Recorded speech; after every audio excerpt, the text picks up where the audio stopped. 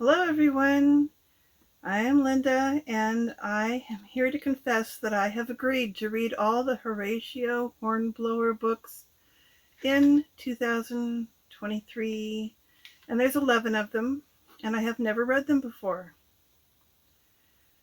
And this is part of a challenge that was created by Richardson Reads and Faith and Books. And I thought this is a journey that I would like to go on with them. I have heard before that they are really good books, and I've never read them, so of course that means I'm a bit curious and I do want to read them. So this month, January, we read Mr. Midshipman Hornblower, which is the first book chronologically. It wasn't the first book that the author wrote, but chronologically, it was when the character was at his youngest, and it's by C.S. Forester.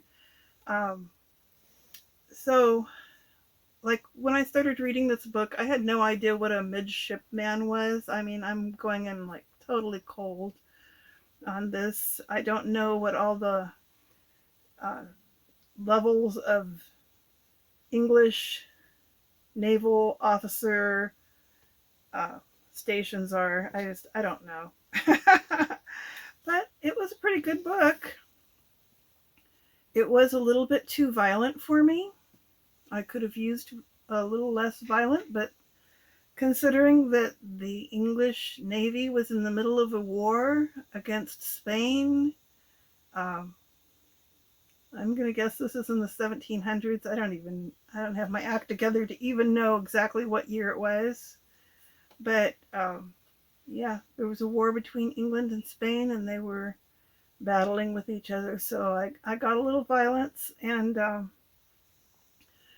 so I decided to read just the first novel to see if I really liked this enough to continue reading, because I mean, that's 11 novels for this challenge.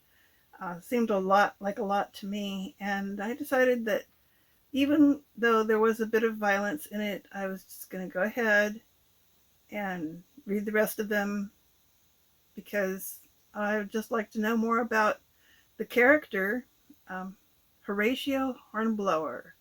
He's got a very cool name, and I had never heard of any hornblowers before. I thought it was something made up.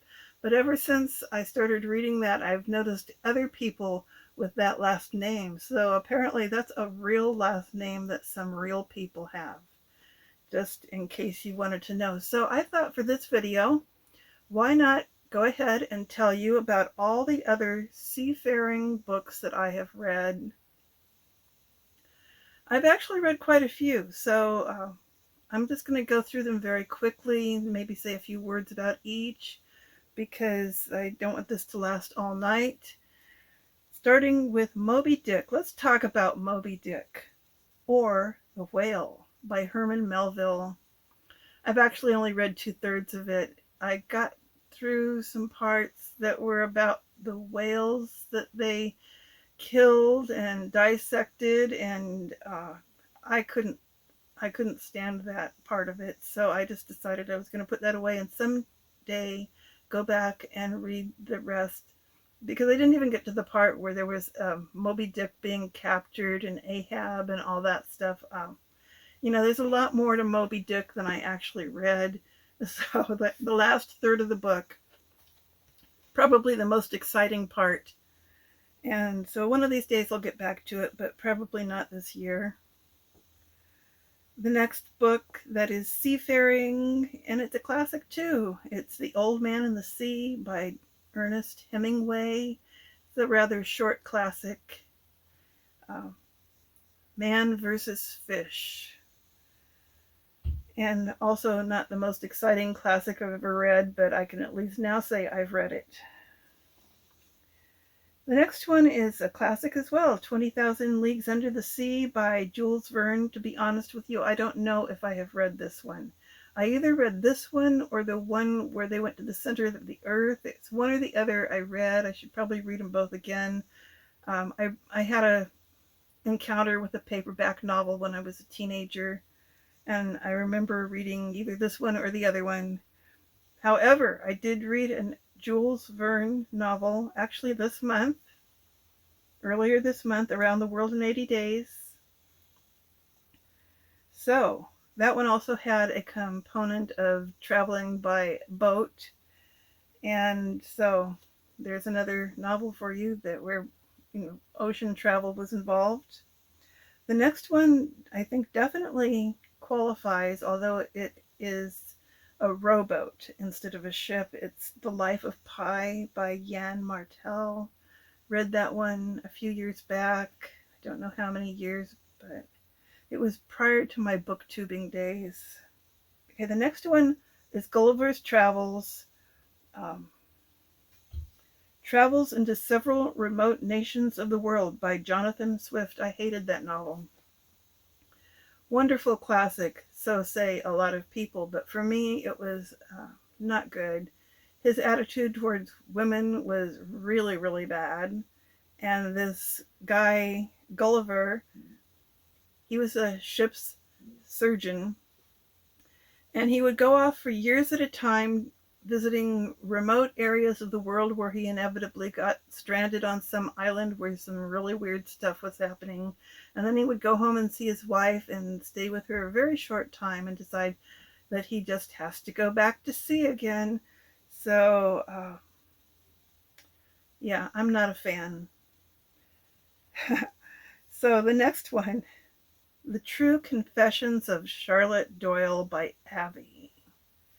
That was a pretty interesting little novel. It was about a teenage girl who was on a ship, and it wasn't the best book I ever read. That was actually a Newbery honor book. I am a Newbery completist, so I read a lot of Newberys, and it looked good, had a beautiful cover of a girl on a ship, and I liked all that, but the book itself didn't excite me as much as I had hoped.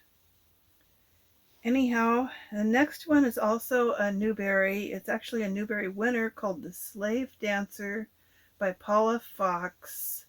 That one is memorable. It is about a boy who is kidnapped and is on board a ship, forced to play the flute or something similar to that while the slaves dance on the ship. So really horrible, horrible thing. But I thought it was a very good book. And continuing on with Newberys. Looks like I'm in a list of Newberys right here. Heart of a Samurai by Margie Prius. I read that one last year and it was really good. I enjoyed it a lot. It was a true story, a novel written about someone who actually existed, who was a Japanese boy who was shipwrecked on an island. And then he was rescued by men on a whaling ship.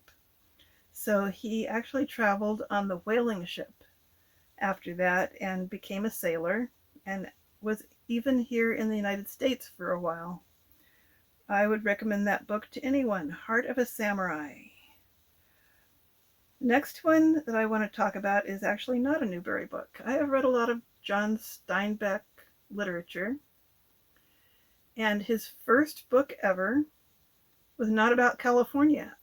I started to read the Steinbeck books because I'm a Californian, and I like to read about California. But his first book is not about California. I was appalled to find out it was about piracy in the Caribbean. And after I read John Steinbeck's very first novel, which was self-published, and by the way, there was some great passages in there as far as literary value, but the piracy element of it was not nearly as exciting to me as it must have been to him as a young man. And I followed that up with another book that was unfortunately about piracy, The Dark Frigate by Charles Hawes. It was the Newbery winner in the third year of the Newberys, so that would be 1924. And it was about a young man who was traveling with pirates. And by the time I got finished reading those two books about pirates, I never wanted to read about pirates ever again or see movies about pirates. I'm just not into pirates. Sorry, but they were cruel and just terrible people, if you ask me. Um, so here's one that you might not expect on my list, but I put it in there anyway. Uh, in the Bible, the Book of Jonah is about a man who was on a ship, and he was actually thrown off the ship and spent 3 days in the stomach of a whale, which must have been a very uncomfortable and unhappy time for him. Anyhow, recommended. It's not very long. I think it's only 5 chapters, something like that. Very much worth reading, however. And so a few more Newbery books that are about ocean travel. There's Carria and Mr Bowditch by Jean Lee Latham. Mr Bowditch was a young man who was an apprentice, and he was involved in the shipping industry. I believe it was Massachusetts or Connecticut, one of those places. You see, that's on the other side of the United States from where I live, so I don't really have this in my memory. If it had happened in California, I'd probably know exactly where he was and have been there many times, but no, I don't go over to the East Coast very often. And then there was a book called Call It Courage by Armstrong Speary, and it was about a boy, as I recall, living on an island, and he needed to go someplace, and he was on a boat, and it was pretty exciting. It was a very short Newbery winning novel. And then the last one on my list is Bright Island by Mabel. Oh my goodness. And I don't have that one on my piece of paper because it, anyhow, complicated. I don't want to explain it. Bright Island. I read it last year, early in the year, and it was about a girl who was living on an island in a bay. I think it was a bay, and she was accustomed to sailing back and forth from the island to the mainland.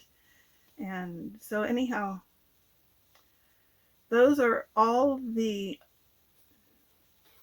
ocean and sailing books that I can remember reading. There may have been others. I left out things like Island of the Blue Dolphins, where there were ships involved, but it wasn't really about the ships. It was more about the island. So anyhow, Hornblower. I'm actually looking forward to the rest of the Hornblower novels, and I think I am becoming a Hornblower enthusiast. And I'm going to put Hornblower in a special category of novels that I'm actually reading a lot of this at this time in my life. I'm going to call it a cult classic.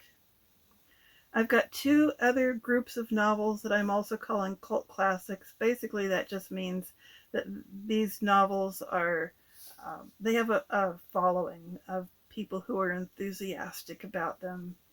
And so that's about all I want to say in this video, and it's probably more than enough already. So thank you for listening. Come back another time. Like the video if you liked it. Subscribe to me if you're not subscribed yet. I would really appreciate that. And thanks for visiting.